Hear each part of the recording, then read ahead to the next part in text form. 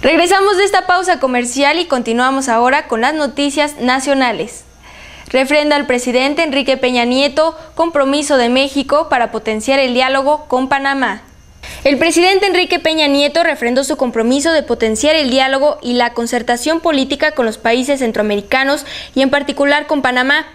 En una declaración conjunta con su homólogo de Panamá, Ricardo Martinelli Berrocal, Peña Nieto expresó su agradecimiento al pueblo y al gobierno panameños por las muestras de afecto y ofrecimiento de ayudas tras el embate de los fenómenos meteorológicos en México. Los mandatarios sostuvieron un fructífero diálogo en privado en el que revisaron los principales temas de la relación bilateral y de la agenda regional y multilateral. Ante ello, se congratularon por el nivel de excelencia que han alcanzado las relaciones bilaterales entre Panamá y México. Coincidieron en la importancia de convocar la cuarta reunión binacional Panamá-México en fecha a ser convenida por la vía diplomática, con el fin de proyectar la relación bilateral con una visión estratégica de mediano y largo plazo. Los mandatarios destacaron con satisfacción por el inicio de las negociaciones del Tratado de Libre Comercio México-Panamá, el cual impulsará el comercio y las inversiones recíprocas y se espera finalizará en los próximos meses. Este tratado favorecerá la eventual incorporación de Panamá como miembro del pleno derecho de la Alianza del Pacífico. Además, los presidentes se congratularon por el crecimiento del comercio bilateral, que en los últimos 10 años pasó de $339.1 millones en 2002 a $1.218.74 millones en el 2012. Ambos mandatarios reconocieron la importancia de continuar promoviendo el acercamiento entre el sector privado a fin de fortalecer la relación económica bilateral. Y esta madrugada aprueba la Cámara de Diputados la nueva ley del impuesto sobre la renta. A las 5 de la mañana, la Cámara de Diputados aprobó con 296 votos a favor, 165 en contra y 2 abstenciones la nueva ley del impuesto sobre la renta, que establece una tasa máxima del 35% para ingresos superiores a 3 millones de pesos anuales. Dentro del nuevo ordenamiento también se establece un impuesto cedular del 10% a la enajenación de acciones en la Bolsa de Valores. A las empresas del sector primario se le da un tratamiento diferenciado de acuerdo a su nivel de ganancias. De esta forma mantendrán la extensión del impuesto sobre la renta los productores cuyos ingresos no excedan los 40 salarios mínimos anuales, correspondientes al área geográfica del contribuyente, alrededor de 900,000 pesos, y personas morales del sector cuando sus ingresos no excedan los 200 salarios mínimos anuales correspondientes al Distrito Federal, unos 4.5 millones de pesos. Asimismo, se ajusta el monto deducible de las inversiones en automóviles hasta por un monto de 130,000 pesos por unidad, sin considerar el impuesto al valor agregado IVA. Se mantiene como deducible un porcentaje equivalente al 8.5% de los consumos realizados en restaurantes, siempre que el pago se realice mediante tarjeta de crédito, de débito o de servicios a través de los monederos electrónicos que al efecto autorice el SAT. El dictamen elaborado previamente por la Comisión de Hacienda fue modificado por el Pleno con la aprobación de 7 reservas del PRI, PAN, PRD y NA, y una fe de ratas que envió esta instancia legislativa cerca de las 3 de la mañana. En la actualidad, los que más ganan pagan un 30% del impuesto sobre la renta, y con la expedición de esta nueva ley se plantea que las personas con ingresos mayores de 500,000 pesos anuales tributen una nueva tasa del 31% y quien gane más de 750,000 pesos se gravan en un 32%. También los ingresos por encima de 1 millón de pesos anuales se gravarán con la tasa de 34% y quienes perciban ingresos superiores a 3 millones de pesos contribuirán a la tasa máxima del 35%.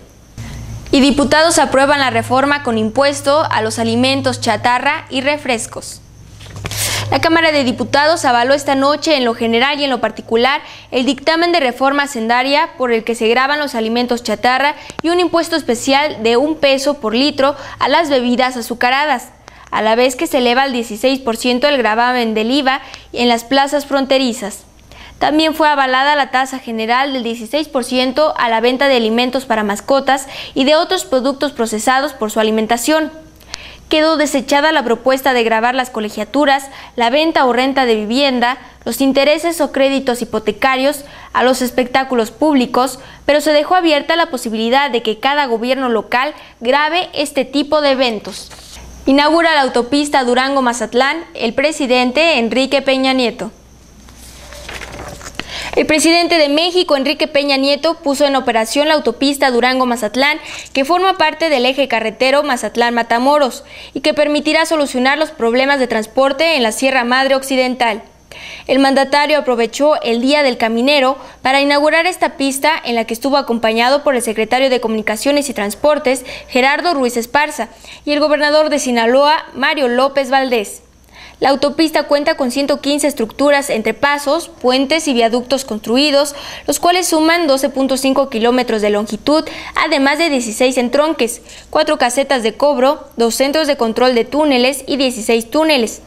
La vialidad permitirá la reducción de tiempo de recorrido de 3.5 en el caso de automóviles y de 6 horas para los camiones de carga, con un ahorro de 75 kilómetros.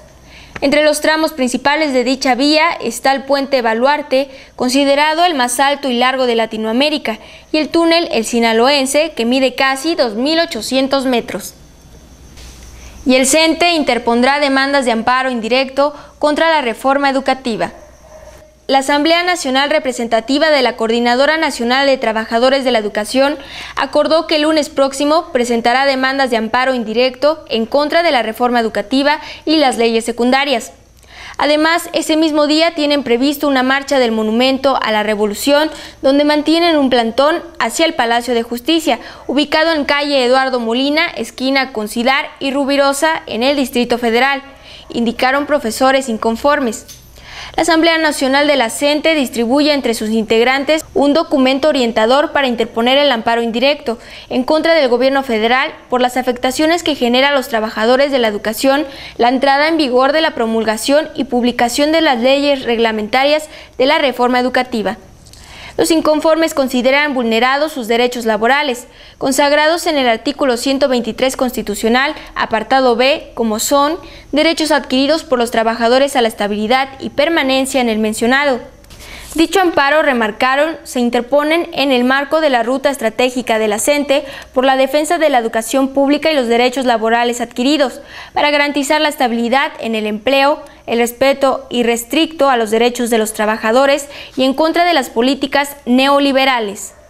La medida se interpondrá por la CENTE y todas y todos sus militantes del país, de Chiapas a Sonora, además de los movimientos emergentes que se presentan en entidades como Veracruz, Nayarit, Campeche, Yucatán, entre otros. Nos vamos a una pausa comercial, pero continuamos aquí en Info 20 Noticias.